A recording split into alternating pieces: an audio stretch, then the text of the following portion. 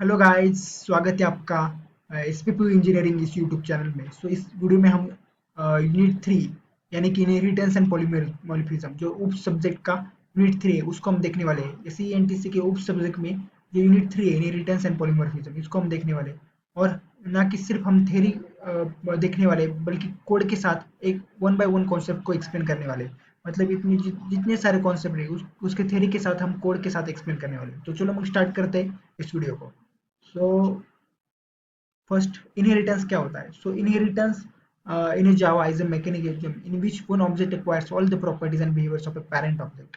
So inheritance मतलब होता है कि inheritance is a concept in Java where one object can acquire the properties from the parent object, यानी कि one class can acquire the properties from its parent class। यानी कि real type example हम देख सकते हैं, लाइक हमें तो हमारे में कुछ प्रॉपर्टीज हमारे पेरेंट से आते हैं, लाइक हम कुछ सिमिलर दिखते हैं हमारे पेरेंट से। So inheritance is basically the concept in Java where a child class can inherit the properties from its parent class। Generation to generation properties कुछ एक्सचेंज होते हैं, real type example of inheritance.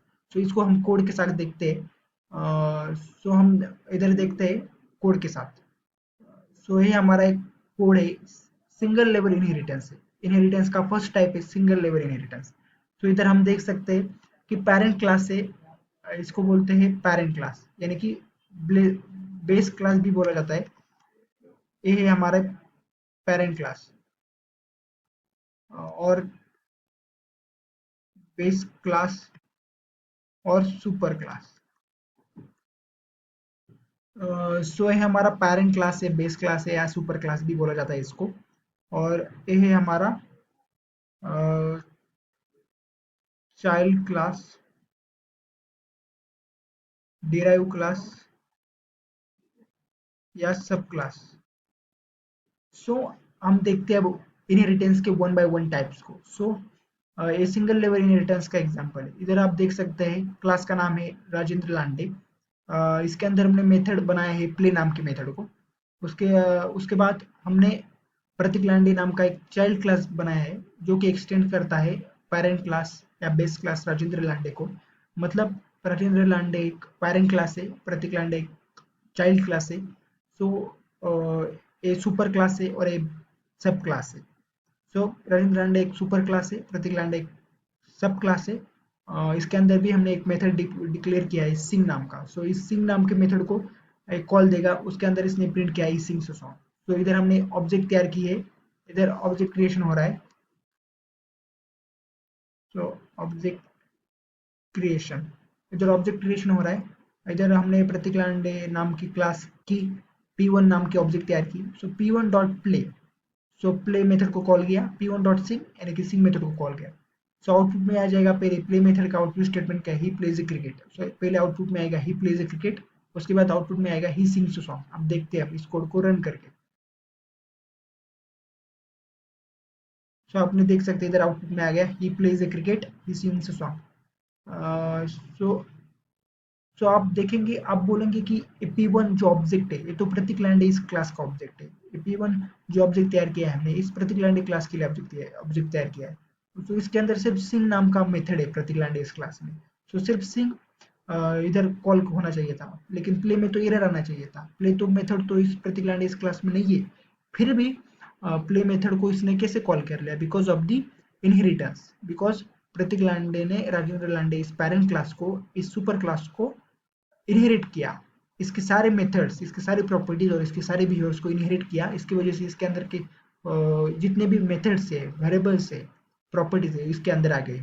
Child class के अंदर, सब class के अंदर, यानी कि चाइल्ड क्लास प्रतीक लांडे के अंदर, सब क्लास प्रतीक लांडे के अंदर इस parent class super class Rajendra Lande के सारे मेथड्स आए। यानी कि जो प्ले मेथड है, ये प्ले मेथड प्रतीक लांडे के लिए भी अप्लाई होगी।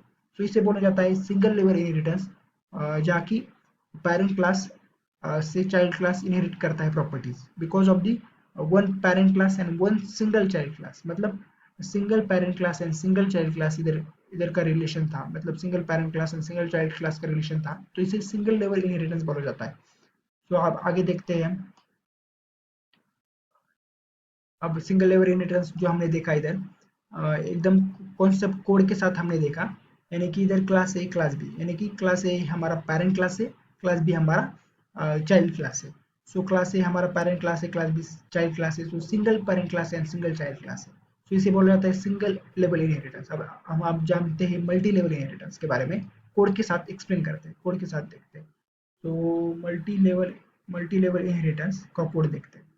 तो इधर आप देख सकते हैं ए नाम का क्लास है, उसके अंदर हमने प्ले नाम का मेथड डिक्लेयर किया है। इधर बी नाम का क्लास है जो कि इनहेरिट हुआ है ए क्लास से। सी नाम का क्लास है जो कि इनहेरिटन हुआ है बी क्लास से। सो जब भी इनहेरिटेंस में इनहेरिट होता है एक क्लास दूसरे क्लास से, तो एक्सटेंड्स कीवर्ड का यूज होता है।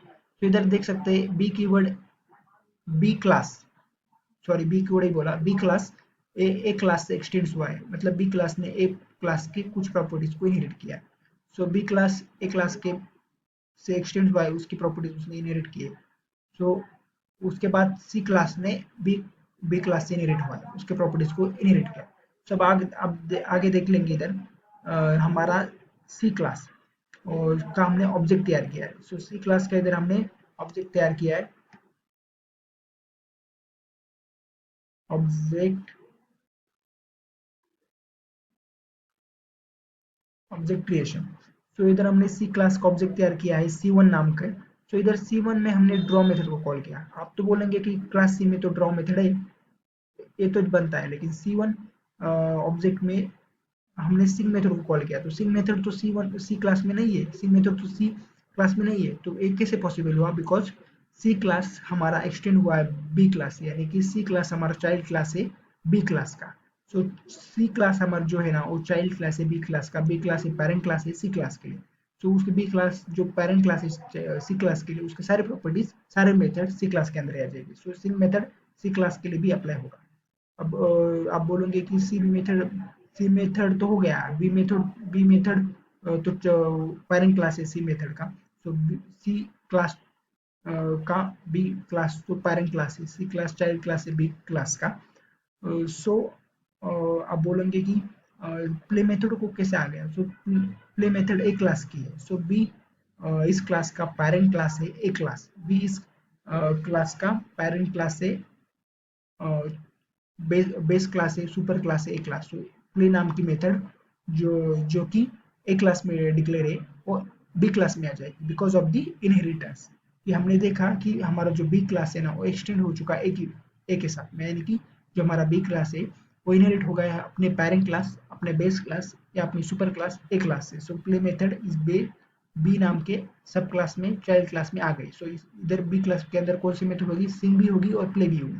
तो सी क्लास जब एक्सटेंड करेगा बी क्लास को, उसके बाद सिंग मेथड भी आ जाएगी और प्ले मेथड भी आ जाएगी। इसलिए सी जो हमारा क्लास है उसके हमने ऑब्जेक्ट तैयार किए, वो तीनों मेथड को कॉल कर पा रहा है बिकॉज सी जो क्लास है जो चाइल्ड क्लास है बी क्लास के लिए, और जो सी क्लास है जो चाइल्ड क्लास है बी क्लास के लिए, सी क्लास का जो पेरेंट क्लास है बी क्लास, उसने अपने पेरेंट क्लास से यानी कि ए क्लास से कुछ मेथड्स इनहेरिट किए, उसके अंदर पहले से इनहेरिट किए प्ले नाम के मेथड। सो चाइल्ड सी क्लास के लिए दोनों मेथड्स अप्लाई हो जाएंगे। तो इसे बोला जाता है मल्टी लेवल इनहेरिटेंस। हमने बाय कोड से एक्सप्लेन किया, यानी कि आप देख सकते हैं class A class B class C, class A parent class है क्लास बी के लिए, क्लास बी चाइल्ड क्लास है क्लास ए के लिए, क्लास बी पेरेंट क्लास है क्लास सी के लिए, क्लास सी चाइल्ड क्लास है क्लास बी के लिए। इसे बोला जाता है मल्टी लेवल इनहेरिटेंस। अब आगे देखते हैं हम हायरार्किकल इनहेरिटेंस।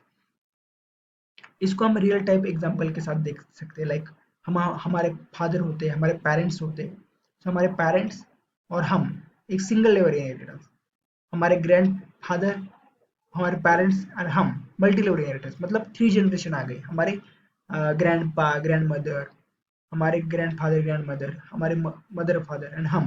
सो ये 3 जनरेशन आ गई, मतलब 3 लेवल्स आ गए। इसको बोला जाता है मल्टी लेवल इनहेरिटेंस। ये रियल टाइम एग्जांपल। अब आगे देखते हैं हायरार्किकल इनहेरिटेंस, यानी कि हमारे इसको रियल टाइम एग्जांपल के साथ देख सकते हैं। पहले हम इसको ऐसे देखते हैं, क्लास ए के दो चाइल्ड क्लास है, क्लास ए इधर पेरेंट क्लास है और बेस क्लास है या सुपर क्लास है, उसके दो सब क्लास है, दो चाइल्ड क्लास है या दो डेराइव क्लास है, class B and class C. So इधर हम इसको हम एक रियल टाइम एग्जांपल के साथ देख सकते हैं, यानी कि एक हमारे फादर है और हमारे हमारे पेरेंट्स यानी कि हमारे फादर के दो चाइल्ड है, यानी कि हम और हमारा भाई या बहन। तो इसको बोला जाता है हायरार्किकल इनहेरिटेंस। इसको हम देख सकते हैं कोड के साथ। सो हायरार्किकल इनहेरिटेंस को हम कोड के साथ देख सकते हैं। सो देख सकते हैं हम हायरार्किकल इनहेरिटेंस, हमारा पेरेंट क्लास है ए, इसका एक पेरेंट क्लास का चाइल्ड क्लास है बी, ए पेरेंट क्लास का चाइल्ड क्लास है सी। तो ए एक सिंगल पेरेंट है, एक सिंगल पेरेंट है, सिंगल पेरेंट क्लास है, सिंगल बेस क्लास है या सिंगल सुपर क्लास है, उसके दो चाइल्ड क्लास है, दो डेराइव क्लास है, दो सब क्लास है, यानी कि B and C. So class B extend से क्लास सी एक्सटेंड है, मतलब एक सिंगल पेरेंट क्लास के एक सिंगल बेस क्लास के दो चाइल्ड क्लास है B and C. So B में ए की प्रॉपर्टीज आ जाएगी, यानी कि बी की मेथड्स प्ले भी प्ले कर सकता है बी, और सी इस चाइल्ड में ए के प्रॉपर्टीज यानी मेथड्स आ जाएगी, प्ले भी आ जाएगी। लेकिन क्लास सी में क्लास बी की प्रॉपर्टीज और मेथड्स नहीं आएगी, बिकॉज ये दोनों एक प्रकार भाई बहन है या भाऊ है। हम देख सकते हैं लाइक ये दोनों एक ही पेरेंट्स के दो चाइल्ड है। सो इन दोनों चाइल्ड में सेम प्रॉपर्टीज नहीं होगी, अपने पेरेंट्स क्लास की जो प्रॉपर्टीज है वो इन दोनों में होगी। सो इधर हमने सी क्लास की ऑब्जेक्ट तैयार की C1, उसके बाद C1 की जो प्ले मेथड है, जो अपने एक क्लास अपने पेरेंट क्लास से जो मेथड उसने इनहेरिट की थी, उसने उसको प्रिंट किया, उसको कॉल किया प्ले मेथड को। उसके बाद जो C1 जो हमारा ऑब्जेक्ट तैयार हुआ है सी क्लास का, उसके उसने अपने खुद के राइट मेथड को कॉल किया। सो ये तो हो गया। अब हम देखते हैं बी क्लास का मेथड कॉल करके होता है या नहीं। अभी तो इधर एरर नहीं आ रहा है, कुछ तो प्रॉब्लम है, लेकिन इधर एरर दिखेगा कि सिंग ए मेथड क्लास बी की है, और क्लास बी क्लास सी जो हमारा है सी क्लास, C1 है सी क्लास के ऑब्जेक्ट है। सो सी क्लास के ऑब्जेक्ट होने के वजह से सी सी क्लास में बी क्लास की मेथड नहीं आ सकती, because B class C B से नहीं एक्सटेंड हुआ है, तो क्लास सी अपने पेरेंट ए से एक्सटेंड हुआ है, इनहेरिट हुआ है। तो इधर एरर है, इसलिए इधर कुछ तो प्रॉब्लम, इसलिए एरर नहीं आ रहा है। तो ये हो गया हमारा multi level inheritance, sorry hierarchical inheritance by with the help of the code. आगे देखते हैं मल्टीपल इनहेरिटेंस। तो मल्टीपल इनहेरिटेंस जावा के अंदर डायरेक्टली पॉसिबल नहीं है, यानी कि क्लास के थ्रू उसको इम्प्लीमेंट नहीं किया जा सकता, बट बाय यूजिंग इंटरफेरेंस हम उसको इम्प्लीमेंट कर सकते हैं इनडायरेक्टली। लेकिन अब तक हमने इंटरफेरेंस पढ़ा नहीं है, बिकॉज इंटरफेरेंस हमारे यूनिट 4 के अंदर है, इसकी वजह से हम उसको अभी नहीं, बाद में देखते हैं कि इंटरफेरेंस की वजह से मदद से इंटरफेरेंस की हेल्प से हम मल्टीपल इनहेरिटेंस को कैसे इंप्लीमेंट कर सकते हैं। इसके सिलेबस के अंदर भी है मल्टीपल इनहेरिटेंस यूजिंग इंटरफेरेंस। तो अभी हमने इंटरफेरेंस पढ़ा नहीं, इसलिए मल्टीपल इनहेरिटेंस इंटरफेरेंस की हेल्प से कैसे इंप्लीमेंट होता है वो बाद के यूनिट में हम देख लेंगे। अब देखते हैं अभी यही है, इधर ये आप देख सकते हैं सिंगल इनहेरिटेंस का example like class animal, class dog extend animal. Multi level inheritance का example like class dog extends animal, class puppy extends dog. वैसे हायरार्किकल इनहेरिटेंस का आप एग्जांपल देख सकते हैं class dog extends animal, class cat extends animal. सब आगे देखते हैं हमारा पॉलीमॉर्फिज्म हम देखते हैं। उसके पहले हम सुपर कीवर्ड के बारे में देखते हैं। हमारे यहाँ सिलेबस के अंदर मेथड ओवरराइडिंग और सुपर एंड फाइनल कीवर्ड्स दिए। तो पहले हम सुपर कीवर्ड के बारे में देखते हैं। तो super keyword is used to refer to the immediate parent class. Super keyword का यूज हमारे इमीडिएट पेरेंट क्लास को रेफर करने के लिए किया जाता है। So super keyword in Java is used to refer to the immediate parent class. This helps us to access parent class properties, methods and constructors. So super keyword का use अपने immediate parent class को refer करने के लिए होता है। ये हमें हेल्प करता है कि हमारे पेरेंट क्लास के प्रॉपर्टीज, मेथड्स एंड कंस्ट्रक्टर को एक्सेस करने के लिए। तो एक एग्जांपल देख सकते हैं class animal void it system dot println animal is eating, class dog extend animals void it system dot println dog is eating। फिर इधर आप देख सकते हैं कि void it something, इसको हम कोड के साथ एक्सप्लेन करते हैं। तो सुपर कीवर्ड देखो आप इधर क्लास ए है, इस क्लास ए की मेथड है प्ले, क्लास बी है जो कि इनहेरिट हुआ है क्लास ए से। सो क्लास बी चाइल्ड क्लास है क्लास ए का, क्लास ए पेरेंट क्लास है क्लास बी का। सो इधर आप देख सकते हैं इसके अंदर भी प्ले मेथड है। सो दोनों प्ले मेथड है, दोनों प्ले मेथड से दोनों सेम मेथड से। इसके पहले आपको मेथड ओवरराइडिंग का कॉन्सेप्ट सीखना पड़ेगा, मैं वो आपको सिखाता हूँ। पहले हम मेथड ओवरराइडिंग देखते हैं, बिकॉज सिलेबस के अंदर भी पहले मेथड ओवरराइडिंग है। बिकॉज मेथड ओवरराइडिंग जब तक आपको समझ में नहीं आता तब तक आप सुपर कीवर्ड्स का यूज समझ नहीं पाएंगे। उसके बाद डायनेमिक मेथड डिस्पैच देखते हैं। तो चलो स्टार्ट करते हैं मेथड ओवरराइडिंग। मेथड ओवरराइडिंग, ये तो इधर डेफिनेशन दिया है, लेकिन मैं आपको सिंपल में बताता हूँ मेथड ओवरराइडिंग क्या होता है। कोड के साथ भी एक्सप्लेन करते हैं। तो पहले डेफिनेशन बताता हूँ मैं। Method overriding is a concept in which child class override its parent class। यानी कि मेथड ओवरराइडिंग एक कॉन्सेप्ट है प्रोग्रामिंग के अंदर, ओप्स के अंदर। उसके अंदर होता है कि जो हमारा चाइल्ड क्लास होता है, पेरेंट क्लास होता है। चाइल्ड क्लास के अंदर भी सेम मेथड होती है, पेरेंट क्लास के अंदर भी सेम मेथड होती है। चाइल्ड क्लास के अंदर सेम मेथड नेम होता है, पेरेंट क्लास के अंदर सेम मेथड नेम होता है, यानी कि सेम मेथड होती है child class and parent class के अंदर। इस टाइम क्या होता है, अगर हमने चाइल्ड क्लास का ऑब्जेक्ट तैयार की, तो चाइल्ड क्लास के ऑब्जेक्ट तैयार की करने के बाद वो पहले तो चाइल्ड क्लास के अंदर जाएगा। उसके अंदर देखेगा कि एक मेथड है, लेकिन वो अपने पेरेंट क्लास से इनहेरिट हुआ होगा, पेरेंट क्लास से एक्सटेंड हुआ होगा, इनहेरिट होगा, तो पेरेंट क्लास के अंदर जाएगा।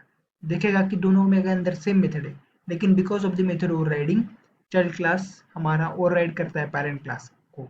सो method overriding is a concept in which child class overrides its parent class. इसे बोला जाता है मेथड ओवरराइडिंग। हम इधर एक कोड के साथ एग्जांपल के साथ देखते हैं। फॉर एग्जांपल इधर हमारा ए नाम का क्लास है, इसके अंदर प्ले नाम की मेथड है, उसका आउटपुट लिखा है ए प्लेज क्रिकेट। वैसे ही क्लास बी जो कि अपने पेरेंट क्लास ए से एक्सटेंड हुआ है, मतलब क्लास ए जो कि पेरेंट क्लास है उसका चाइल्ड क्लास है बी। बी क्लास जो चाइल्ड क्लास है जो एक पेरेंट क्लास है उसी से इनहेरिट हुआ है। मतलब यहाँ पेरेंट क्लास है ए और क्लास बी एक चाइल्ड क्लास है। पेरेंट क्लास ए से इनहेरिट हुआ है चाइल्ड क्लास बी। सो उसके अंदर भी प्ले नाम की मेथड है और आउटपुट में उसने प्रिंट किया स्टेटमेंट। इधर हमने बी क्लास के ऑब्जेक्ट तैयार की, उस ऑब्जेक्ट का नाम है बी वन। बी वन नाम के हमने ऑब्जेक्ट तैयार की जो कि बी क्लास के ऑब्जेक्ट है। ऑब्जेक्ट क्रिएशन हमने इधर किया और constructor will get automatically called at the time of object creation. इधर हमने अब हमारा बी वन नाम का ऑब्जेक्ट डॉट प्ले इस मेथड को कॉल किया। अब आप कंफ्यूज हो गए कि इधर हमने क्लास बी की ऑब्जेक्ट तैयार की, क्लास बी की हमने ऑब्जेक्ट तैयार की। सो और इसके अंदर हमने क्लास बी के ऑब्जेक्ट का यूज करके इधर प्ले मेथड को कॉल किया। आप देखेंगे कि वो बी क्लास में जाएगा अंदर, लेकिन वो देखेगा कि इधर तो ए क्लास उसका पेरेंट क्लास है, पेरेंट क्लास से वो इनहेरिट हो चुका है, तो उधर जाएगा। और अब देखेगा कि क्लास बी में भी प्ले मेथड है, ए में भी प्ले मेथड है, दोनों जगह सेम मेथड है। कॉल किस मेथड को करेगा आप, क्योंकि प्ले मेथड को कॉल दिया है। सो किस मेथड को कॉल करेगा, पेरेंट क्लास के प्ले मेथड को या चाइल्ड क्लास यानी कि खुद बी क्लास के प्ले मेथड को, पेरेंट क्लास ए के प्ले मेथड को या चाइल्ड क्लास यानी कि खुद बी क्लास के प्ले मेथड को। सो इधर आ जाता है मेथड ओवरराइडिंग। मेथड ओवरराइडिंग क्या करता है, चाइल्ड क्लास ओवरराइड करता है अपने पेरेंट क्लास को, यानी कि चाइल्ड क्लास मेथड्स ओवरराइड करता है अपने पेरेंट क्लास मेथड को। आउटपुट में प्रिंट हो जाएगा B plays a cricket, A plays a cricket नहीं प्रिंट होगा। आप आउटपुट देख सकते हैं, आउटपुट में आएगा, अभी देख लो, बी प्लेज ए क्रिकेट, देख लिया आपने। सो आप बोलेंगे तो पेरेंट क्लास से इनहेरिट हुआ है, तो पेरेंट क्लास का प्रिंट होना चाहिए आउटपुट में प्ले मेथड के लिए, ए प्लेज ए क्रिकेट। बट इधर क्रिकेट की स्पेलिंग गलत होगी, राइट, इधर, हाँ। आप बोलेंगे कि इधर तो बी क्लास तो अपने पेरेंट क्लास ए से इनहेरिट हुआ है। अपने पेरेंट क्लास ए की मेथड प्ले इनहेरिट होनी चाहिए, उसका आउटपुट में आना चाहिए प्रिंट, लेकिन ऐसा नहीं होता because of the method overriding.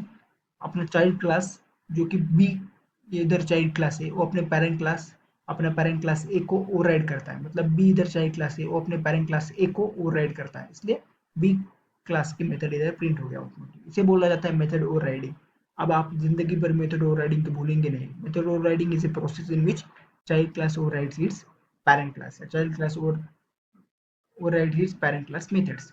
आगे देखते हैं सिलेबस में क्या है। पूरा थियरी एक कोड के साथ एक्सप्लेन कर दिया हमने इधर। अब आगे देखते हैं। इधर क्या, हाँ, फाइनल अब इधर देखते हैं सिलेबस में क्या है। मेथड ओवरराइडिंग के बाद डायनेमिक मेथड डिस्पैच। सो डायनेमिक मेथड डिस्पैच क्या होता है वो हम देखते हैं अभी। So with the help of dynamic method dispatch हम पॉलीमॉर्फिज्म यानी कि पॉलीमॉर्फिज्म में दो टाइप आते हैं, run time polymorphism and compile time polymorphism. इनको हम इम्प्लीमेंट करते हैं जावा के अंदर। यानी कि रन टाइम पॉलीमॉर्फिज्म यानी कि मेथड ओवरराइडिंग, मतलब उसका आउटपुट रन टाइम पे हमें पता चल जाता है। और कंपाइल टाइम पॉलीमॉर्फिज्म यानी कि उसका आउटपुट हमें कंपाइल टाइम पे पता चल जाता है। सो रन टाइम पॉलीमॉर्फिज्म यानी कि method overriding, run time poly run time polymorphism यानी कि method overriding and compile time polymorphism यानी कि मेथड ओवरलोडिंग। तो हम देखते हैं अभी इधर कि पॉलीमॉर्फिज्म क्या है। सो पॉलीमॉर्फिज्म के दो टाइप्स आते हैं, और पॉलीमॉर्फिज्म पहले देखते हैं क्या होता है polymorphism. So polymorphism is the multiple forms of the same thing. Polymorphism is the ability to take more than one form. So poly का मतलब होता है मेनी, मॉर्फिज्म का मतलब होता है behaviour. So polymorphism is the many behaviours of the same thing. एक real example देते हैं, लाइक एक मैन है, वो अपने ऑफिस में एज ए एम्प्लॉय, बॉस या मैनेजर के रूप में बिहेव करता है। और वो घर आके अपने जो भी उसके बच्चे होंगे उसके साथ फादर के रूप में बिहेव करता है, अपने वाइफ के साथ वो हस्बैंड के रूप में बिहेव करता है। सो पॉलीमॉर्फिज्म ये हमने रियल टाइम एग्जांपल देखा कि एक ही सिंगल मैन है, एक ही सेम पर्सन है, वो अलग अलग सिचुएशन में अलग अलग पर्सन के लिए अलग बिहेव करता है। सो पॉलीमॉर्फिज्म इसी को बोला जाता है, इसी को कहा जाता है कि polymorphism is the ability which allows the same person to behave differently uh, in the different situation for different person. So polymorphism एक एबिलिटी है जो अलो करती है सेम पर्सन को बिहेव डिफरेंटली करने के लिए डिफरेंट सिचुएशन में for different person. So polymorphism is the ability to behave that allows behave differently in the different situation for different person। यानी कि सेम पर्सन है कि सेम मैन है जो अलग अलग सिचुएशन में अपने वाइफ के लिए एज ए हस्बैंड बिहेव करता है, अपने बच्चों के लिए एज ए फादर बिहेव करता है, ऑफिस में एज ए कलीग, ऑफिस में एज ए कलीग्स या एम्प्लॉय बिहेव करता है। सो एक ही सेम पर्सन है, वो अलग अलग सिचुएशन में अलग अलग बिहेव करता है डिपेंडिंग ऑन दी सिचुएशन और conditions for the particular persons और फॉर दी डिफरेंट पर्सन। इसे बोला जाता है पॉलीमॉर्फिज्म। अब पॉलीमॉर्फिज्म के दो टाइप्स होते हैं, रन टाइम पॉलीमॉर्फिज्म होता है और कंपाइल टाइम पॉलीमॉर्फिज्म होता है। सो रन टाइम पॉलीमॉर्फिज्म जो कि रन टाइम पे उसका आउटपुट हमें पता चल जाता है, परफॉर्म होता है, और कंपाइल टाइम पॉलीमॉर्फिज्म जो कि कंपाइल टाइम में उसका आउटपुट परफॉर्म होता है। सो हम रन टाइम पॉलीमॉर्फिज्म को रन टाइम पॉलीमॉर्फिज्म को ही मेथड ओवरलोडिंग बोला जाता है। सो हम अब देखते हैं पॉलीमॉर्फिज्म हमारा चल रहा था। सो पॉलीमॉर्फिज्म में दो टाइप्स होते हैं, run time polymorphism and compile time polymorphism. Run time polymorphism जो कि डायनामिक मेथड डिस्पैच से इम्प्लीमेंट होता है। इधर हमने देखा होगा डायनामिक मेथड डिस्पैच यानी कि run time polymorphism, dynamic method dispatch से हम रन टाइम पॉलीमॉर्फिज्म को इम्प्लीमेंट करते हैं। सो रन टाइम पॉलीमॉर्फिज्म यानी method overriding and the compile time polymorphism यानी कि मेथड ओवरलोडिंग। सो इधर हमने मेथड ओवरराइडिंग था तो कोड देख लिया, अब मेथड ओवरलोडिंग देखते हैं। सो मेथड ओवरलोडिंग यानी कि compile time polymorphism, method overloading compile time polymorphism में implement होती है। सो मेथड ओवरलोडिंग क्या होता है? सो method overloading is a concept process in which multiple methods or functions with the same name but different type of parameters or different number of parameters। so method overloading के अंदर multiple methods होते हैं जिनका same नाम होता है, same name के साथ होते हैं, but different types of parameters और डिफरेंट नंबर ऑफ पैरामीटर्स उनके अंदर होते हैं। सो एक एग्जांपल देखिए आप, इधर ऐड नाम का मेथड है, ऐड ऐड ऐड। सो ये ऐड नाम का मेथड मल्टीपल बार है लेकिन उसके अंदर के पैरामीटर्स डिफरेंट है या नंबर ऑफ पैरामीटर डिफरेंस है। इधर देख सकते हैं n1 n2। सो इधर आप देख सकते हैं n1 n2, इधर आप देख सकते हैं n1 n2 n3। सो इधर मेथड नेम सेम है, मल्टीपल मेथड्स है with the same name, add नाम का मेथड, ऐड नाम का मेथड, ऐड नाम का मेथड।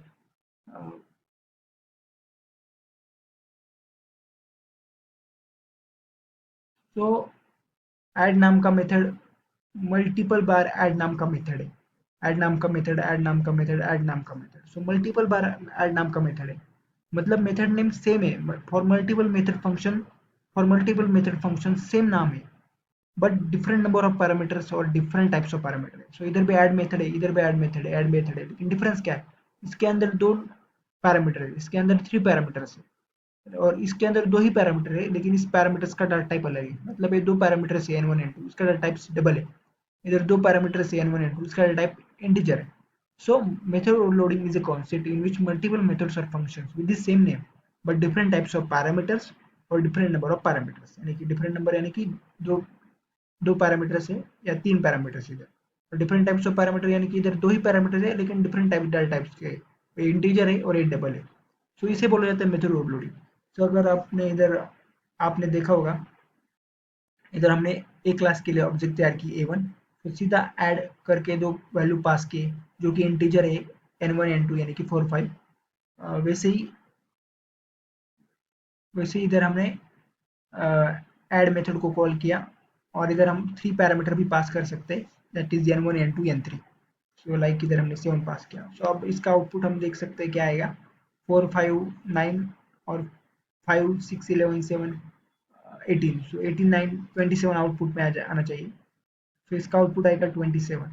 देख सकते हैं आप आउटपुट में आएगा 27। आप बोले कि 27 कैसे आ गया, सो 4 5 को ऐड किया 9 आ गया, 5 6 7 को ऐड किया 6 एंड 7 13, 13 एंड 5 18।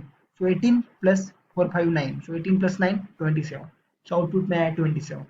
सो ये इसे एक कॉन्सेप्ट था मेथड ओवरलोडिंग का, जो कि कंपाइल टाइम में परफॉर्म होता है, और रन टाइम पॉलीमॉर्फिज्म जो कि मेथड ओवरराइडिंग जो कि रन टाइम में फॉलो परफॉर्म होता है, वो हमने अभी देख लिया। इसके आगे मेथड ओवरराइडिंग का कोड और मेथड ओवरराइडिंग का कॉन्सेप्ट हमने देख लिया। सब आगे देखते हैं हम। मेथड ओवरराइडिंग भी हो गया। सिलेबस के अंदर क्या है, use of super and final keyword. तो अब हम देखते हैं सुपर कीवर्ड। सुपर कीवर्ड के बारे में हम देखते हैं। हाँ, सुपर कीवर्ड के बारे में हम देखते हैं इधर। इधर तो सुपर कीवर्ड देखने, हाँ सुपर कीवर्ड इधर। सो सुपर कीवर्ड के बारे में हम देखते हैं। So super keyword is used to refer to the immediate parent class. So immediate parent class के रेफर करने के लिए सुपर कीवर्ड का यूज होता है।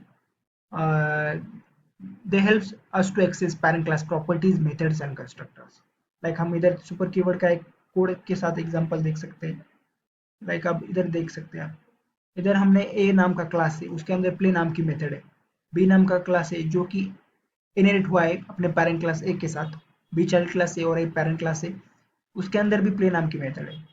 So because of the method overriding, जब भी हमने बी क्लास का बी वन ऑब्जेक्ट तैयार किया, प्ले मेथड को कॉल किया, प्ले मेथड इधर जाएगी बी क्लास में, उसके बाद वो पेरेंट क्लास के पास जाएगी, लेकिन वो देखेगी मेथड ओवरराइडिंग के वजह से वो बी क्लास के ही स्टेटमेंट को प्रिंट करने वाली थी, लेकिन जब वो मेथड के अंदर एंटर करेगी तो उसको सुपर कीवर्ड दिखेगा। और सुपर कीवर्ड का यूज क्या होता है, super keyword is use to refer the immediate parent class. So super keyword की वजह से ऊपर चला जाएगा अपने पेरेंट क्लास के तरफ, because super keyword is indicate और refer to the immediate parent class. So class B जो है हमारा, उसका पेरेंट क्लास कौन है, उसका पेरेंट क्लास ए है। सो क्लास बी का पेरेंट क्लास ए होने की वजह से, उस सुपर कीवर्ड की वजह से वो अपने पेरेंट क्लास के पास जाएगा जो कि ए है। सो अपने पेरेंट क्लास के प्ले मेथड के पास जाएगा और आउटपुट में प्रिंट हो जाएगा ए प्लेज ए क्रिकेट। सो आप आउटपुट में देख सकते हैं, पहले ए प्लीज ए क्रिकेट प्रिंट हो जाएगा और उसके बाद आउटपुट में प्रिंट हो जाएगा B walk on the road. So आप देख सकते हैं इधर। सो आप इधर देख सकते हैं, पहले वो पेरेंट क्लास का मेथड प्रिंट हुआ A plays the cricket and B walk on the road. So यही यूज होता है सुपर कीवर्ड का। सो यही यूज होता है सुपर कीवर्ड का।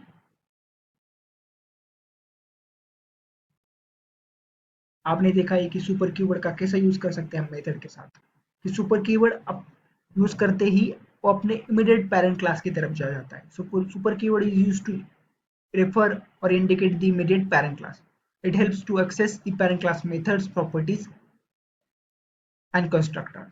So parent class को के मेथड्स, प्रॉपर्टीज और कंस्ट्रक्टर को हमें अगर आउटपुट में प्रिंट करना हो, आउटपुट में दिखाना हो, तो हम सुपर कीवर्ड का यूज कर सकते हैं। सुपर कीवर्ड आपको इजीली समझ आया है ना।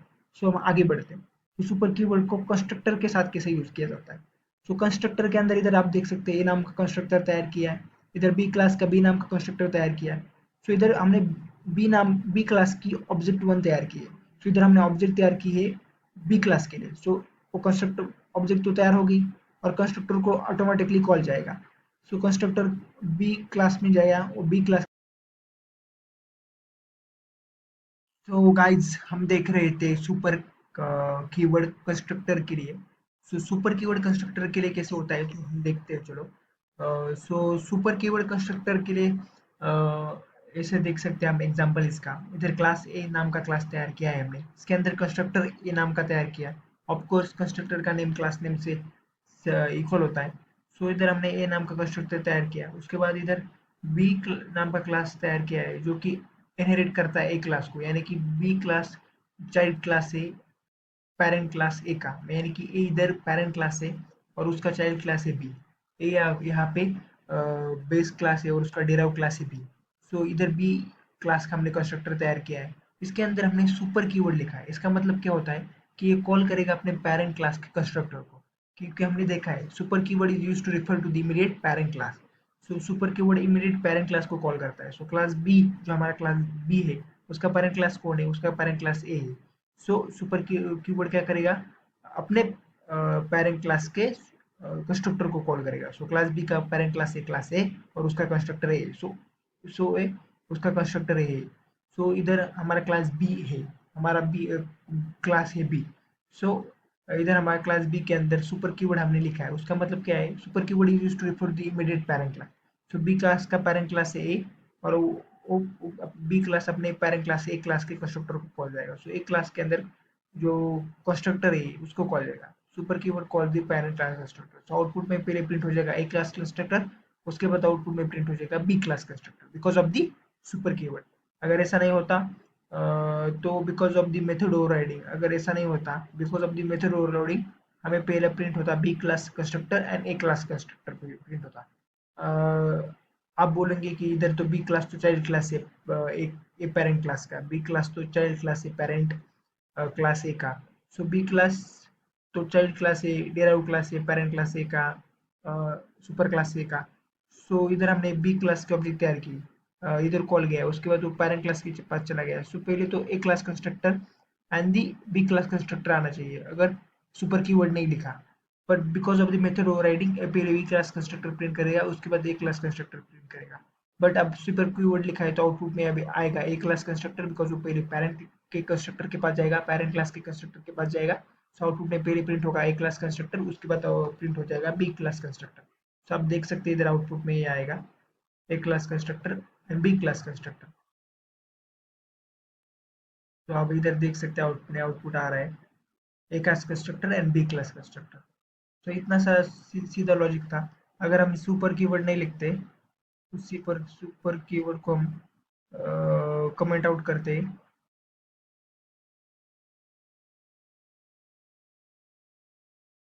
तो सुपर कीवर्ड को हमने इधर कमेंट आउट किया। अब देखते हैं आउटपुट क्या आएगा। तो अब आउटपुट आएगा B class constructor and the A class constructor. आप देख सकते हैं इधर आउटपुट आएगा।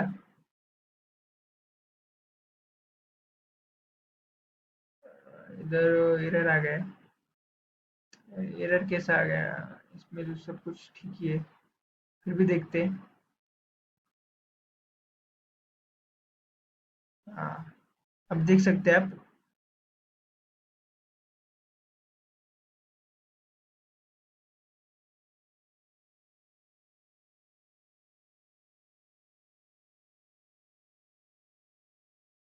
फिर भी आउटपुट में आ गया A class constructor and B class constructor.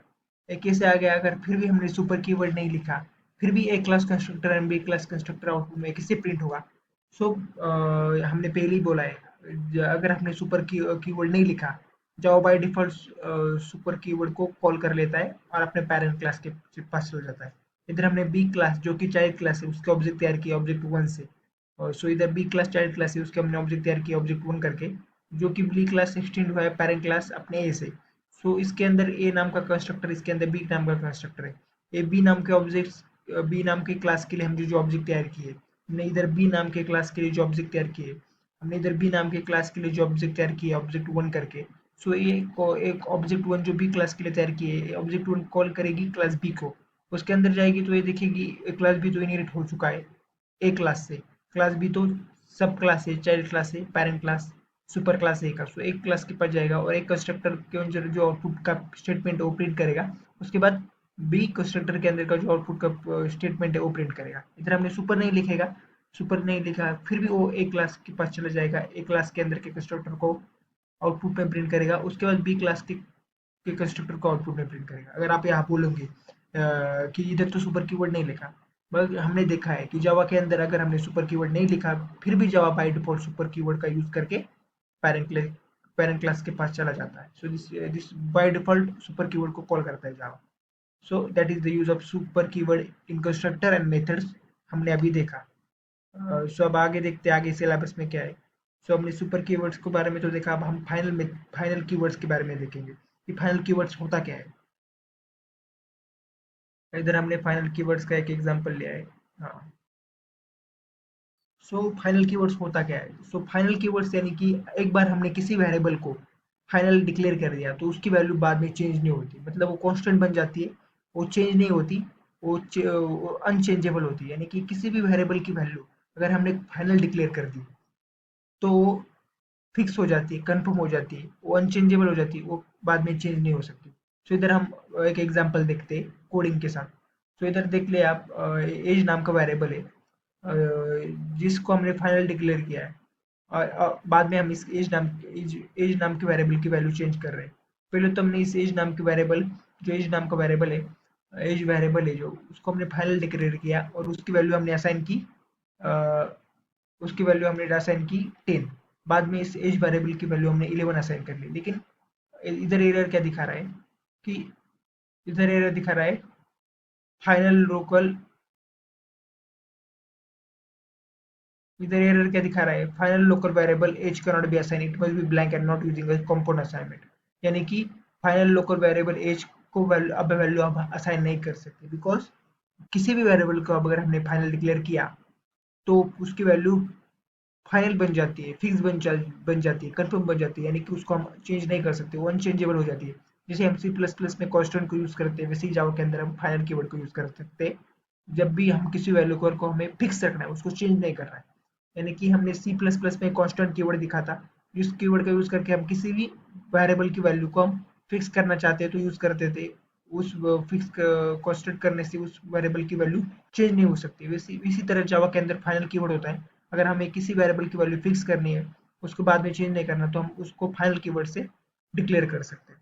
तो यही फाइनल कीवर्ड का यूज था फाइनल वेरिएबल के अंदर, इसे बोला जाता है फाइनल वेरिएबल। या कि ये था फाइनल, ये था फाइनल वेरिएबल के अंदर वेरिएबल फाइनल था। अब आगे देखते हैं फाइनल मेथड। अब ये देख सकते हैं हम, इधर हमारा एक क्लास ए है और क्लास बी है जो कि इनहेरिट हुआ है क्लास ए के साथ। सो यानी कि क्लास ए हमारा पेरेंट क्लास है, क्लास बी हमारा चाइल्ड क्लास है। सो चाइल्ड क्लास के पास पेरेंट क्लास के सारे मेथड्स के आ जाते हैं, आपको पता है।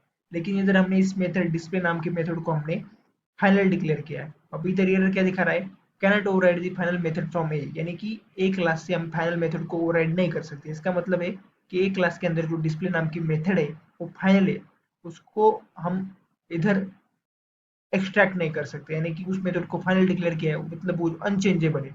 इसी को बोला जाता है फाइनल मेथड। यानी किसी भी मेथड को हमने किस क्लास के अंदर, किसी भी मेथड को हमने क्लास के अंदर फाइनल डिक्लेयर कर दिया तो उसको बाद में दूसरे क्लास में उसको एक्सटेंड नहीं कर सकते, इसे फाइनल मेथड बोला जाता है। एक सिंपल फाइनल मेथड के बारे का एग्जांपल था। अब आगे देखते हैं फाइनल क्लास। तो इधर आप देख सकते हैं, इधर हमने क्लास ए नाम का क्लास है उसको फाइनल डिक्लेयर किया, और क्लास बी जो चाइल्ड क्लास है और क्लास ए पेरेंट क्लास है। सो क्लास बी एक चाइल्ड क्लास है क्लास ए का, मतलब क्लास ए इधर पेरेंट क्लास है और उस पेरेंट क्लास क्लास ए का चाइल्ड क्लास है class B. So class B is child class of parent class A. So इधर हमने उस क्लास ए को फाइनल डिक्लेयर किया।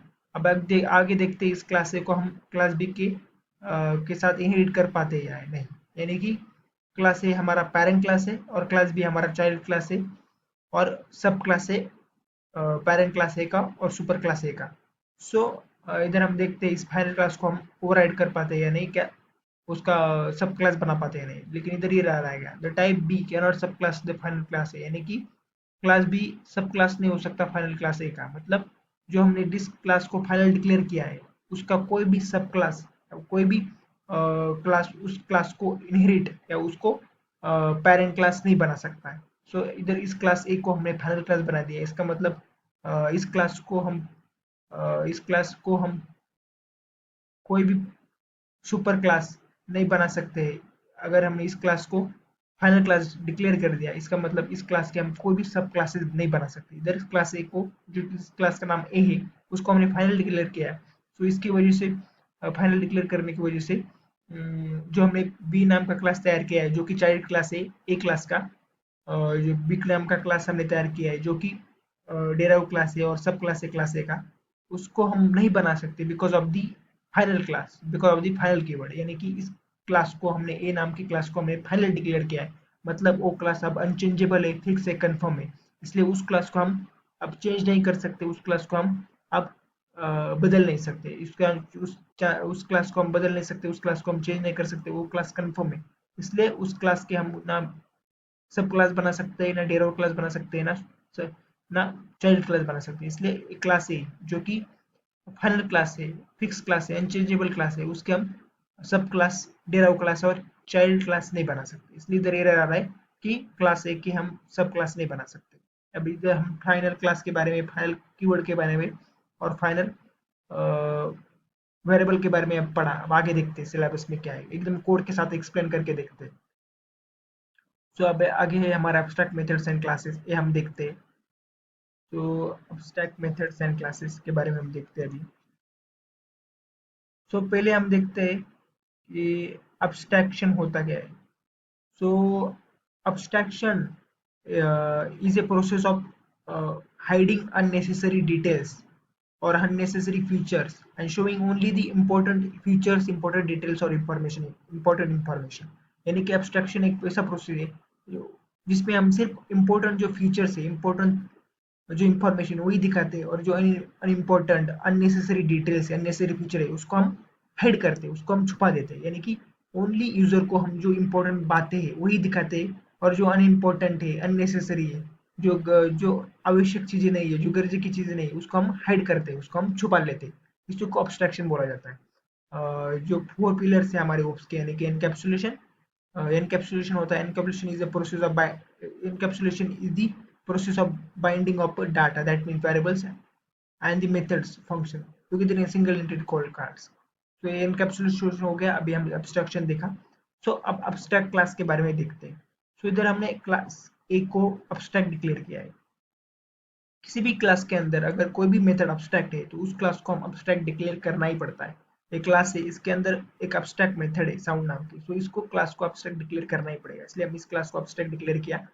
और हम अब्स्ट्रैक्ट मेथड के कुछ चांसेस देखते हैं। इधर इस abstract method doesn't have body, that mean abstract methods without the body, that means abstract method does not have any body। Abstract methods without the body, uh, abstract method doesn't have any implementation। abstract method को implementation नहीं होता है। यानी कि abstract methods doesn't have body। abstract methods are without the body, यानी कि abstract methods को body नहीं होती। abstract methods are the methods without the body, यानी कि abstract method ऐसी methods होते हैं जिनको body नहीं होती। और abstract methods doesn't have any implementation, abstract method को implementation नहीं होता। The implementation of abstract methods is provided in its subclass, यानी कि abstract method का जो implementation है वो अपने सब क्लास के अंदर प्रोवाइड होता है। यानी कि the implementation of the abstract methods is provided in its subclass। इसका मतलब होता है कि abstract method का implementation उसके चाइल्ड क्लास या सब क्लास या डेराइव क्लास में प्रोवाइड किया जाता है। यानी कि abstract method जिस क्लास में हम डिक्लेयर करते हैं उस क्लास के अंदर उसकी बॉडी नहीं होती, वो विदाउट बॉडी होता है और उसका इम्प्लीमेंटेशन नहीं होता। लेकिन उस abstract method का इम्प्लीमेंटेशन उस abstract क्लास के सब क्लास या डेराइव क्लास या चाइल्ड क्लास में होता है। यानी कि इधर हम अब्स्ट्रैक्ट मेथड बनाई है साउंड नाम की, वो एक अब्स्ट्रैक्ट क्लास है ए नाम का। तो इस अब्स्ट्रैक्ट मेथड साउंड नाम के मेथड का इम्प्लीमेंटेशन हमने इस क्लास ए जो कि अब्स्ट्रैक्ट क्लास है उसका चाइल्ड क्लास, उसका सब क्लास और उसका डेराइव क्लास भी है, इसके अंदर इस अब्स्ट्रैक्ट साउंड मेथड का हमने इम्प्लीमेंटेशन किया है, यानी कि डॉग बॉक्स। सो अगर आपने इधर आउटपुट में प्रिंट किया, इधर हमने बी क्लास के ऑब्जेक्ट तैयार किए, इधर हमने बी क्लास की ऑब्जेक्ट तैयार किए। तो इधर बी क्लास के हमने ऑब्जेक्ट तैयार किए। इधर हमारा रेफरेंस टाइप है। सो गाइज, अब हम देख रहे थे एब्स्ट्रैक्ट क्लास को। सो एब्स्ट्रैक्ट क्लास में हमने देखा कि कैसे किसी भी मेथड को अगर हमने एब्स्ट्रैक्ट डिक्लेयर किया तो उस क्लास को एब्स्ट्रैक्ट करके डिक्लेयर करना पड़ता है। और इधर हमने बी बी क्लास के ऑब्जेक्ट तैयार की। उसके अंदर हमने एक ए का रेफरेंस लिया है, मतलब अपने पेरेंट क्लास जो बी, जो चाइल्ड क्लास है उसका पेरेंट क्लास है ए क्लास, उस पेरेंट क्लास यानी कि ए क्लास का रेफरेंस लिया है। सो यहाँ पर चाइल्ड क्लास है बी और यहाँ पर पेरेंट क्लास है ए। सो यहाँ पर हमने बी क्लास के ऑब्जेक्ट तैयार की है और उस बी क्लास के हमने जो ऑब्जेक्ट तैयार किए है उसका पेरेंट क्लास है ए, उसका पेरेंट क्लास ए है। और उस चाइल्ड क्लास यानी कि बी क्लास, उसके हमने ऑब्जेक्ट तैयार किए, उसका पेरेंट क्लास ए है और उसका हमने रेफरेंस लिया है। सो यहाँ B1 इस ऑब्जेक्ट का रेफरेंस टाइप है ए, मतलब उसका अपने पेरेंट क्लास का रेफरेंस है। सो इधर हमने साउंड इस मेथड को कॉल किया, उसके बाद स्लीप मेथड को कॉल किया। सो पहले साउंड मेथड को कॉल जाएगा तो ये आउटपुट में प्रिंट होगा डॉग बॉक्स। स्लीप मेथड को कॉल जाएगा तो आउटपुट में प्रिंट होगा स्लीपिंग। तो अगर देख सकते हैं आप, इधर हमने इनपुट में कोड को रन किया तो आउटपुट क्या आता है देख सकते हैं आप। आउटपुट में प्रिंट होगा अभी। हाँ देखो, डॉग बार्क्स एंड स्लीपिंग। सो पहले हमने साउंड मेथड को कॉल किया था इधर। सो इधर साउंड मेथड के अंदर जो आउटपुट का स्टेटमेंट है डॉग बार्क्स, वो प्रिंट हुआ है इधर डॉग बार्क्स। उसके बाद हमने स्लीप मेथड को कॉल किया था, तो स्लीप मेथड का अंदर का जो आउटपुट का स्टेटमेंट है स्लीपिंग, वो प्रिंट हो गया स्लीपिंग। अब आप बोलोगे कि अब्स्ट्रैक्ट जो मेथड है ना, अब्स्ट्रैक्ट क्लास है, अब्स्ट्रैक्ट क्लास के अंदर जो अब्स्ट्रैक्ट मेथड है ना, अब्स्ट्रैक्ट मेथड को इम्प्लीमेंटेशन नहीं होता है। अब्स्ट्रैक्ट मेथड का इम्प्लीमेंटेशन उसके चाइल्ड क्लास या सब क्लास या डेरो क्लास में प्रोवाइड किया जाता है। मतलब abstract method is a method which doesn't have any implementation and which doesn't have any body। मतलब abstract class have a abstract method। abstract method is a method without the body. मतलब abstract method एक ऐसी method है जो body के सिवाय होती है और उस मेथड के अंदर यानी कि उस abstract मेथड के अंदर जो इम्प्लीमेंटेशन नहीं होता उसकी कोई बॉडी नहीं होती। मतलब abstract method is a method which is without body and उसका इम्प्लीमेंटेशन नहीं होता। उस abstract मेथड का इम्प्लीमेंटेशन उसके चाइल्ड क्लास या सब क्लास में दिया जाता है। इसलिए इस abstract क्लास का नाम है ए क्लास। मतलब इस abstract क्लास का नाम है, मतलब इधर abstract क्लास ए है और उसकी मेथड है साउंड मेथड, abstract मेथड। तो उसका इम्प्लीमेंटेशन हमने चाइल्ड क्लास यानी कि बी क्लास, मतलब जो पेरेंट क्लास ए है उस पेरेंट क्लास ए का जो चाइल्ड क्लास बी है, तो उस बी चाइल्ड क्लास बी के अंदर हमने उस abstract मेथड यानी कि साउंड मेथड का इम्प्लीमेंटेशन दिया है। इधर साउंड मेथड का इम्प्लीमेंटेशन दिया है। मतलब abstract मेथड का इम्प्लीमेंटेशन उसके चाइल्ड क्लास, सब क्लास या डेरिवेटिव क्लास के अंदर प्रोवाइड किया जाता है। तो इसको हमने अभी देखा abstract मेथड के बारे में। इधर वो एक और एग्जांपल abstract मेथड का वही सेम है कि साउंड मेथड, साउंड वाला मेथड को कॉल किया है। तो सिंपली वही है, कुछ नहीं है। अब देखते हैं सिलेबस में आगे क्या है। सिलेबस के अंदर एब्स्ट्रैक्ट मेथड्स हो गया एंड क्लासेस हो गया। अब one dimensional two dimensional arrays को देखते हैं, मतलब अरेज को देखते हैं। तो चलो देखते हैं अरेज को। तो इधर हमने कुछ अरेज है, लाइक इधर एरर आ रहा है कुछ। इधर देख सकते हैं आप अरेज को कैसे डिक्लेयर किया है। array in a java is a collection of a similar data type elements। मतलब array java के अंदर क्या होता है? So array is a collection of a similar data type elements या array is a collection of a elements of a similar data types। मतलब array is a collection of elements of similar data types, यानी कि array है एक collection है data types की, similar data types का collection है। Once again I will tell you कि जो आपको वेरिएबल के बारे में पता होगा। सो वेरिएबल के अंदर हम डाटा स्टोर करते हैं। मतलब variable is a memory location where the data are stored. So memory variable is a storage location और memory location where the data store. तो अरेज हमने इंट्रोड्यूस क्यों किया? क्यों वेरिएबल्स हम इधर वेरिएबल्स का यूज करके हम डाटा को स्टोर कर सकते थे, एलिमेंट्स को स्टोर कर सकते थे, लेकिन हर एक एलिमेंट के लिए हमें एक सेपरेट वेरिएबल तैयार करना पड़ता था। उससे वेरिएबल, इतने वेरिएबल्स तैयार करना बहुत टाइम जाता था और मेमोरी भी हमारी फुल हो जाती थी, मेमोरी भी फुल ऑक्यूपाई हो जाती थी। इसलिए मेमोरी को एक ही मेमोरी के सारे एलिमेंट्स एक ही बक्से के अंदर, डब्बे के अंदर डालने के लिए अरे नाम का कॉन्सेप्ट इंट्रोड्यूस हुआ। उस अरे के अंदर, क्या उस अरे नाम के कॉन्सेप्ट के अंदर सारे एलिमेंट्स, सारे जो भी हमारे एलिमेंट्स है वो एक ही डब्बे के अंदर हॉरिजॉन्टली स्टोर हुए, मतलब अरे एक हॉरिजॉन्टली स्ट्रक्चर है स्टोरेज ऑफ दी एलिमेंट्स और स्टोरेज ऑफ दी अरे एलिमेंट्स, उसे बोला जाता है अरे। सो बेसिकली अरे की डेफिनेशन होती है अरे is a collection of elements of similar data type. तो इधर हमने इंटीजर का अरे बनाया है, वैसे हम स्ट्रिंग का अरे बना सकते हैं, मतलब डाटा टाइप सेम होना चाहिए। जावा के अंदर, जावास्क्रिप्ट के अंदर जो अरे होता है, जावास्क्रिप्ट के अंदर वो अरे can be collection of different data type, similar data types, कोई भी चलता है, लेकिन जावा के अंदर अरे एक सिमिलर डाटा टाइप्स का कलेक्शन होना चाहिए। लाइक हमने इंटीजर लिया तो अरे इंटीजर का ही होना चाहिए, स्ट्रिंग लिया तो अरे स्ट्रिंग का ही होना चाहिए, अरे बुलियन लिया तो अरे बुलियन का ही होना चाहिए। तो इसे बोलते हैं अरे is a collection of elements of similar data types or array is a collection of similar data types elements। so इधर हम देख सकते थे इंटीजर का अरे लिया है, इधर हमने यूजर से इनपुट लिया है अरे। तो इधर हम इस कोड को रन करते हैं।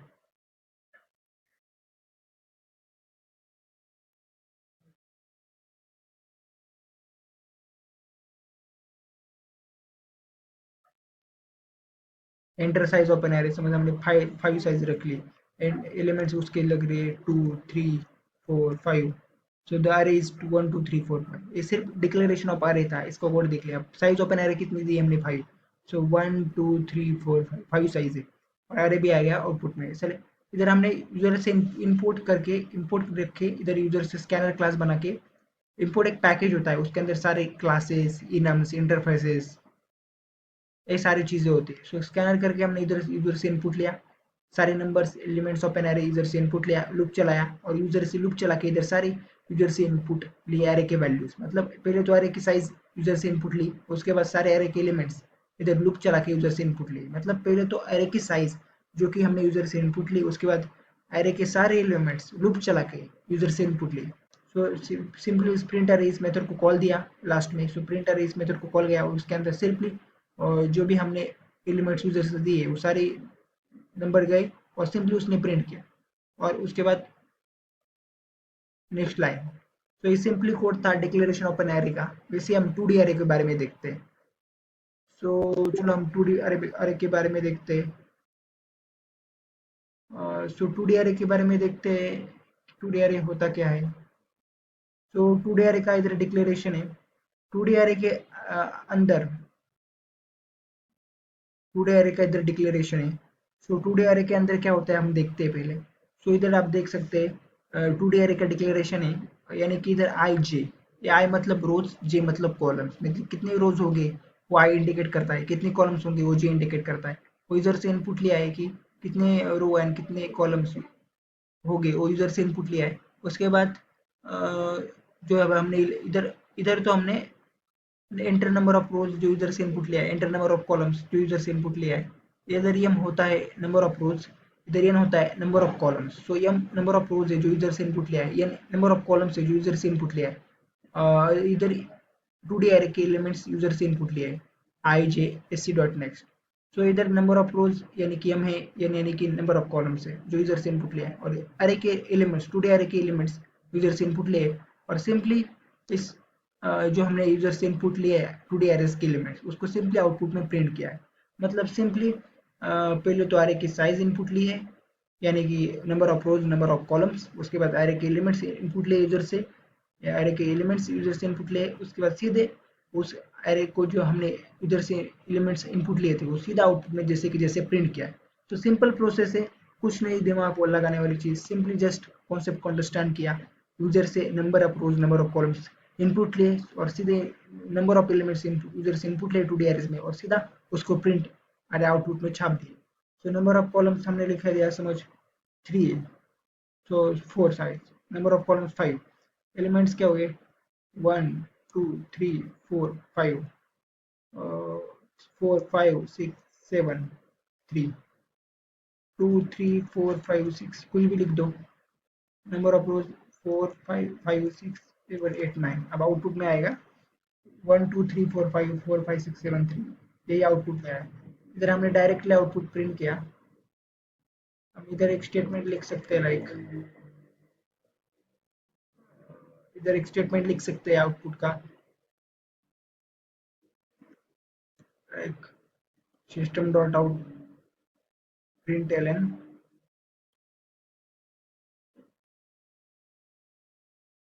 arrays output.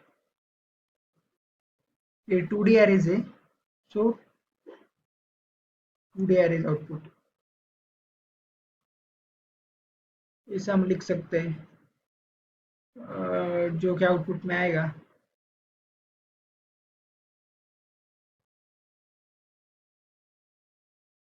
तो इस तरह से हम इसको रन करके देख सकते हैं। अभी तो को कुछ तो इधर प्रॉब्लम आ रहा है, तो इसकी वजह से आउटपुट में एरर आएगा, लेकिन इधर से हम सिर्फ सिंपली इसको प्रिंट कर सकते हैं। तो सिंपली यही है। अरे इधर आए, अभी एरर आ रहा है, देखते हैं इसको रन करके।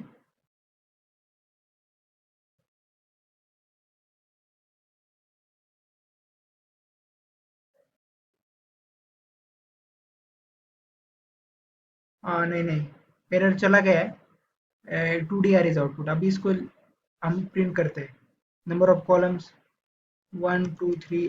जल्दी से इनपुट डाल, तो चलो इस कोड को रन करते हैं। Number of rose 4, number of columns 1 2 3 4 5 7 8 9 1 4 3 4 5 6 2 2 3 1 4 6। इधर से 2D अरेज आउटपुट, और आउटपुट में प्रिंट हो गया। तो सिंपली 2D अरेज का डिक्लेरेशन था, number of columns number of rose user से इनपुट लेना था, जो कि इधर हमने number of rose number of columns user से इनपुट ले। उसके बाद 2D अरेज के जो एलिमेंट्स है उसको हमने यूजर से इनपुट लिया। मतलब 2D अरेज के अंदर number of columns and number of rose declare करने होते हैं, वो हमने number of columns number of rose user से इनपुट लिए। उसके बाद सारे एलिमेंट्स जो यूजर से वो हम इनपुट लिए, सारे यूजर से सारे एलिमेंट्स 2D अरेज के सारे एलिमेंट्स यूजर से इनपुट लिए, number of column number of rose user से इनपुट लिए, एंड सारे elements number of rose and number of columns के अंदर सारे एलिमेंट्स यूजर से इनपुट लिए। सिंपली उसको सिर्फ आउटपुट में प्रिंट किया, आउटपुट स्टेटमेंट से लूप लगा के। सिंपली वन बाय वन उस लूप एलिमेंट्स पे चले गए लूप्स का यूज करके, because loops is used to traverse an every element of the array. So यही कॉन्सेप्ट था 2D एरेज का। अगर ये वीडियो आपको पूरी अच्छी लगी तो वीडियो को लाइक करो, चैनल को सब्सक्राइब करो, आपके दोस्तों के साथ शेयर करो जो कि सीखना चाहता है एकदम प्रैक्टिकल कोड के साथ, कोड रन करके साथ। सो अगर ये वीडियो आपको अच्छी लगी तो वीडियो को लाइक करो, चैनल को सब्सक्राइब करो, आपके दोस्तों के साथ शेयर करो। ये पूरा कॉन्सेप्ट मैंने पूरा एकदम डिटेल कोड के साथ एक्सप्लेन किया है। ऐसा नहीं कि लाइक सिर्फ थ्योरी करके एक्सप्लेन किया है, लाइक सिर्फ थ्योरी करके एक्सप्लेन नहीं किया है, ऐसा लाइक कुछ थ्योरी एक्सप्लेन नहीं किया है, पूरा कोड के साथ इधर एक्सप्लेन किया है, कोड के साथ एक्सप्लेन किया है। सो अगर ये वीडियो आपको अच्छी लगी तो वीडियो को लाइक करो, चैनल को सब्सक्राइब करो, और आपके दोस्तों के साथ ज़्यादा से ज़्यादा शेयर करो, जिससे मुझे मोटिवेशन मिलता है कि मैं ऐसे और वीडियोस आपके लिए लाता रहूँगा। और वीडियोस अब आएंगी, डेली आएंगी वीडियोस ऐसे कोडिंग कोडिंग के सब में, जावा के सारे वीडियोस लाऊंगा, जावा के लेक्चर्स वगैरह। अगर आपको वीडियो अच्छा लगा तो वीडियो को लाइक करो, और जावा के ऐसे ही और वीडियोस बेसिक कॉन्सेप्ट या advance concept like spring boot सीखने के लिए भी इस चैनल को सब्सक्राइब करो, और आपके दोस्तों के साथ वीडियो शेयर करो। So make sure to subscribe the channel and like and share this video. तो मिलते हैं अगले वीडियो में, तब तक के लिए बाय बाय।